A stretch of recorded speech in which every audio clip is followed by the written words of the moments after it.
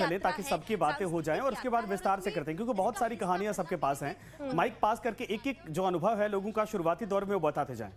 विकास अपना primary experience आप बताएं, क्योंकि आप यहाँ के रहने वाले हैं प्रयागराज के, प्रयागराज को आपने देखा है। शॉर्ट में अपना प्राइमरी एक्सपीरियंस बताएं, कैसा रहा कुंभ का। देखिए, मेरा अनुभव तो लाइफ टाइम्स के साथ ये महाकुंभ का पहला दौर था। जब लाइफ टाइम्स की टीम यहाँ पर आ रही थी, उस दौर पे लगातार ऑनलाइन मीटिंगें ली जा रही थी। कहाँ किस पॉइंट पर कैमरे रखने हैं, इन सभी चीज़ों को लेकर यहाँ पर लगातार ऑफिस से मीटिंगें रखी जा रही थी। लेकिन यहाँ पर जब हमारे जो लखनऊ से जो हमारे टीम थी, धीरज भैया थे और तमाम जो टीम थी, लगातार मॉनिटरिंग कर रही थी, एक एक चीज को बारीकी से देख रही थी। और एक सबसे बड़ा अनुभव यह रहा है मेरा कि लाइफ टाइम्स की टीम के साथ किसी भी तरीके का कोई दबाव नहीं देखने को मिला है, वो चाहे खबरों के माध्यम से हो या किसी अनुभव अच्छा रहा प्रयागराज का, शानदार अनुभव रहा है। देखिए भाई, जो कैमरे के संजय मौजूद है, जिस तरह से रिया और संजय आप कह रहे थे, सबका अनुभव साझा करने की बात भी कह रहे थे, तो विकास कैसा रहा, किस तरीके से अनुभव। अभी इस बार मैं थोड़ा खड़े होकर इसलिए बात कर रहा हूं ताकि ये जो पीछे का व्यू है ना, ये दर्शक समझ सके। विकास एक बार खड़े हो, ये कैसा सबसे अच्छा अनुभव की तो बात हमने की, लेकिन ये जो पूरी जो कवायद रही, 45 दिनों तक हम लोग लगे रहे, इसमें कई चुनौतियां भी आई। अब इसको समअप करेंगे छोटे में तो कैसे याद रखेंगे? देखिए, एक अनुभव लगातार यह भी था, क्योंकि मैं स्थानीय और लोकल का रिपोर्टर होने के नाते सारी जिम्मेदारियां यह थी कि सही चीजों को कैसे पहुंचे, वो चाहे कोऑर्डिनेट करने का हो, कौन से पीपा पुल खुला है, कौन से रास्ते में क्या बना है, क्या कुछ, ये सारी चीज कहानियां थी। लेकिन एक इसी बीच एक अनुभव यह भी था कि प्रयागराज के होने के नाते मैं यहीं से कुछ दूर, लगभग 28 किलोमीटर दूर मेरा घर था और मेरे छोटे भाई का जन्मदिन था 10 फरवरी को। और जब घर से कॉल आती है, वीडियो कॉल पर मैं देखता हूं और एक इंटरव्यू उस दौरान चल रहा था और सारी टीम थी, वहीं पर आंख में आंसू आता है। और यह अनुभव पहली बार ऐसा लगा कि यहीं के होकर और अपने घर ना पहुंच पाए। देखिए, ये विकास का अनुभव है कि कैसे घर में, और ये सबके यहाँ हुआ इस 1.5 महीने में। देखिए, किसी का एनिवर्सरी, नेहा आप भी अगर शेयर करना चाहें तो, कि किसी के यहाँ एनिवर्सरी, किसी के यहाँ जन्मदिन, किसी की तबीयत खराब, और हर कोई आपस में हम लोग सुख दुख बांटा करते थे। क्या नेहा? बिल्कुल, मेरा अनुभव तो ये है, क्योंकि अभी मैं प्रयागराज में हूँ, मेरा घर यहाँ से बहुत करीब है।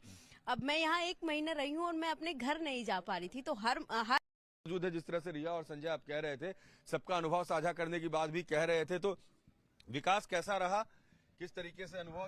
अभी इस बार मैं थोड़ा खड़े होकर इसलिए बात कर रहा हूं ताकि ये जो पीछे का व्यू है ना, ये दर्शक समझ सके। विकास एक बार खड़े हो, ये कैसा सबसे अच्छा अनुभव की तो बात हमने की, लेकिन ये जो पूरी जो कवायद रही, 45 दिनों तक हम लोग लगे रहे, इसमें कई चुनौतियां भी आई। अब इसको समअप करेंगे छोटे में तो कैसे याद रखेंगे? देखिए, एक अनुभव लगातार यह भी था, क्योंकि मैं स्थानीय और लोकल का रिपोर्टर होने के नाते सारी जिम्मेदारियां यह थी कि सही चीजों को कैसे पहुंचे, वो चाहे कोऑर्डिनेट करने का हो, कौन से पीपा पुल खुला है, कौन से रास्ते में क्या बना है, क्या कुछ, ये सारी चीज कहानियां थी। लेकिन एक इसी बीच एक अनुभव यह भी था कि प्रयागराज के होने के नाते मैं यहीं से कुछ दूर, लगभग 28 किलोमीटर दूर मेरा घर था और मेरे छोटे भाई का जन्मदिन था 10 फरवरी को। और जब घर से कॉल आती है, वीडियो कॉल पर मैं देखता हूं और एक इंटरव्यू उस दौरान चल रहा था और सारी टीम थी, वहीं पर आंख में आंसू आता है। और यह अनुभव पहली बार ऐसा लगा कि यहीं के होकर और अपने घर ना पहुंच पाए। देखिए, ये विकास का अनुभव है कि कैसे घर में,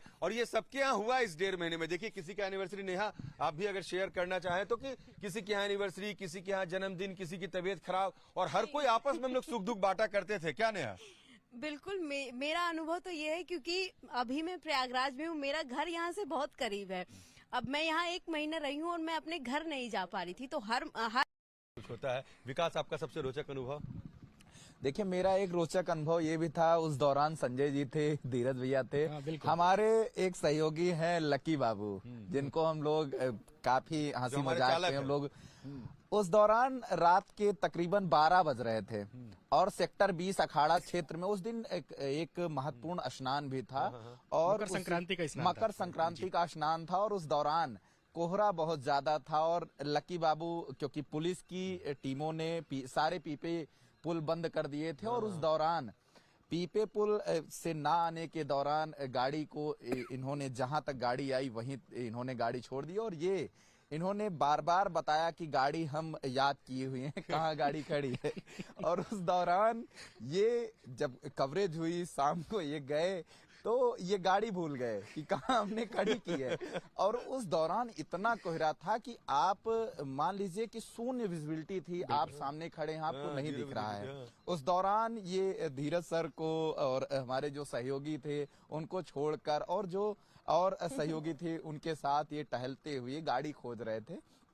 और जहां पर इन्होंने धीरज जी को जब छोड़ा था वहीं से मात्र 100 मीटर की दूरी पर और सामने ही गाड़ी खड़ी हुई थी। लेकिन उससे पहले करीब हम लोग 5-7 किलोमीटर पैदल चल के वहां तक पहुंचे, लेकिन वहां तक जब पहुंचे तो मुझे ये भी याद भाई है आपकी वैन कहाँ खड़ी है? बिल्कुल। तो कह रहा कि सर यहीं तो खड़ी थी, बाद में कह भी रहे थे कि आप मुझे पहले पहली वाली लोकेशन पे ले जाइए। ये रात के 2 बजे की घटना है, रात के 2 बजे की ये पूरी है। और मैं, धीरज जी और विकास लगातार घूम रहे थे और ये था कि सुबह हमें कवर भी करना है। ये दिलचस्प कहानियां हैं। इन सब के अलावा एक और, मैं अगर विक्रम वहां पर बैठ